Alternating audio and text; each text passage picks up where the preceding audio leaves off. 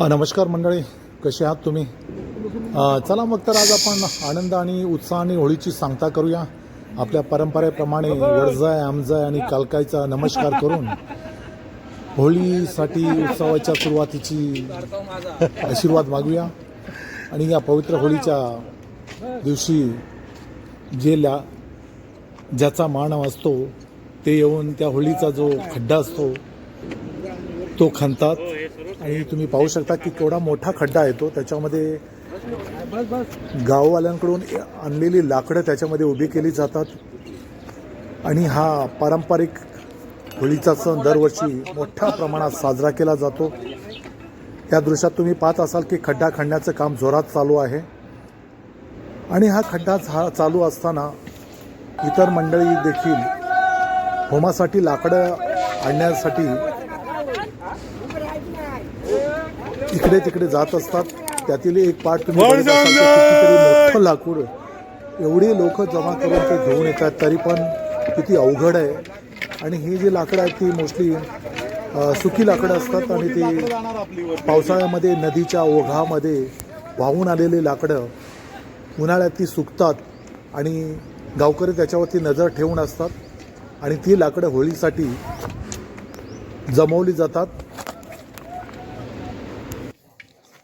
आणि मुंबईवरून, पुण्यावरून किंवा रत्नागिरीवरून किंवा बाहेरून आलेली चाकरमानी न चुकता काय बाबा ठीक ना होमाचं हलकुंड आणण्यासाठी येतं. हलकुंड म्हणजे एक प्रकारचं लाकूड असतं. ते लाकूड घेऊन, छोटं जर लाकूड असेल त्याला हलकुंड बोललं जातं, ते घेऊन होमापर्यंत येतात.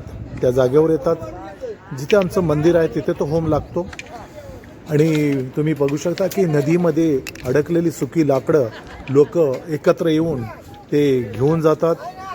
आणि अशीच काही लाकडं लोक घेऊन जाताना आपल्याला नजरेस पडतात. पण लोकांचा उत्साह फार दांडगा असतो.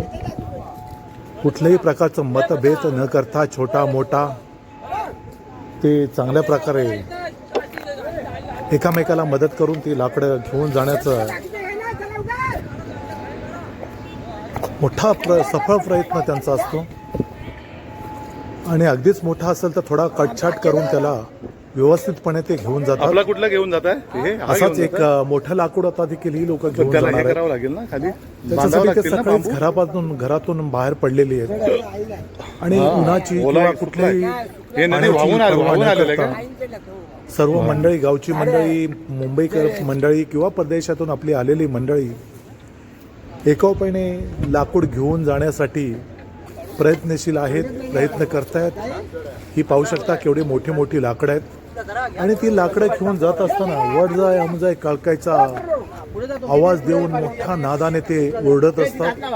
आणि त्या ओरडण्यामागे एक वेगळी शक्तीच त्यांच्या अंगामध्ये संचारलेली असते. आणि ते इझिली, सहजगत्या ते लाकूड ते उचलू शकतात. आणि उचलून घेऊन देवीचा गजर करत ते घेऊन जातात. फार पाहण्यासारखं दृश्य असतं. खरोखर कोकणामधली ही होळी ना पाहण्यासाठी कितीतरी लोक येत असतात. कारण हा आगळा वेगळा सोहळा पण एक घेतो ना छोटासा, मन भरून टाकतं. आणि त्या आनंदामध्ये लोक तल्लीन झालेली असतात. त्यातील काही दृश्य तुम्हाला पाहायला मिळतात. मी होळीचा सण आला की गावात एक वेगळाच उत्साह देतो. होळीची तारीख काही दिवस आधीपासूनच सुरू होते. गावातील तरुण, लहान मुले आणि मोठी माणसं सगळे मिळून जंगलातून किंवा आजूबाजूच्या भागातून होळीसाठी मोठी मोठी लाकडे गोळा करायला सुरुवात करतात. मोठी मोठी लाकडे खांद्यावर घेऊन जाताना तरुणांना जोश पाहण्यासारखा असतो. काहीजण दोघे तिघे मिळून एक लाकूड उचलतात, तर काहीजण हसत खेळत ती होळीच्या ठिकाणी आणतात. यावेळी सगळ्यांच्या चेहऱ्यावर आनंद आणि उत्साह दिसून येतो. लाकडे उचलताना कधी मोठी दमछाक होते, पण गावकऱ्यांचा सहकार्यामुळे सगळे काम आनंदात पूर्ण होते. होळीच्या जागी एकामागून एक लाकडे रचली जातात आणि हळूहळू मोठा होम त्याच्याने तयार होणार आहे. फास्ट फास्ट फास्ट फास्ट जवळ जाणार आहे. खडखड लागतं.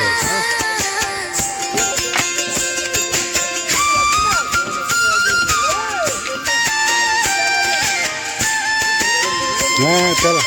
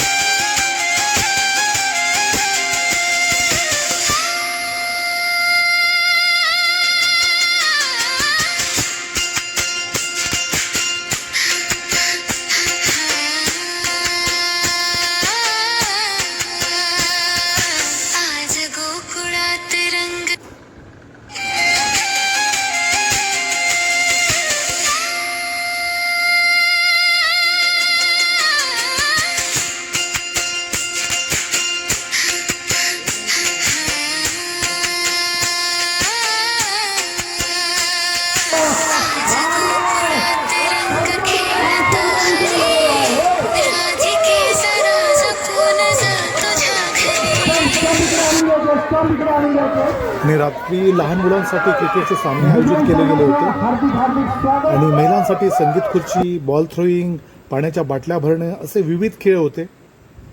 वातावरण खूप आनंदी आणि उत्साही होते. महिलांनी उत्स्फूर्तपणे या सर्व उपक्रमांमध्ये भाग घेतला आणि जे जिंकणारे होते त्यांच्यासाठी पैठणी आणि अजून बरेच मिक्सर असे चांगले चांगले आकर्षक बक्षिसं देखील ठेवली होती. फक्त ते जिंकणाऱ्यांसाठी नव्हते तर पार्टिसिपेट झालेल्या मेंबरसाठी देखील बरीच काही बक्षिसं होती आणि त्याच्यामध्ये बरेच जणांनी स्वतःहून बक्षिसांसाठी अपील केलं होतं आणि त्यांच्या हस्ते बक्षिसांचं वितरण देखील झालं. आणि जल फाउंडेशनच्या तर्फे हा जो गावचा कार्यक्रम आखण्यात गेला होता त्याला बऱ्याच आमच्या लोकांनी, मेंबरनी चांगला प्रतिसाद दिला आणि हा कार्यक्रम घडवून येण्यासाठी फार मोठी मोलाची त्यांची हजेरी जरुरी होती आम्हाला आणि त्या पद्धतीनेच कार्यक्रम चांगल्या पद्धतीने पार पाडले. आणि अशीच आपण सर्वांनी मिळून दरवर्षी असेच प्रोग्राम आपण पार पाडत जाऊ.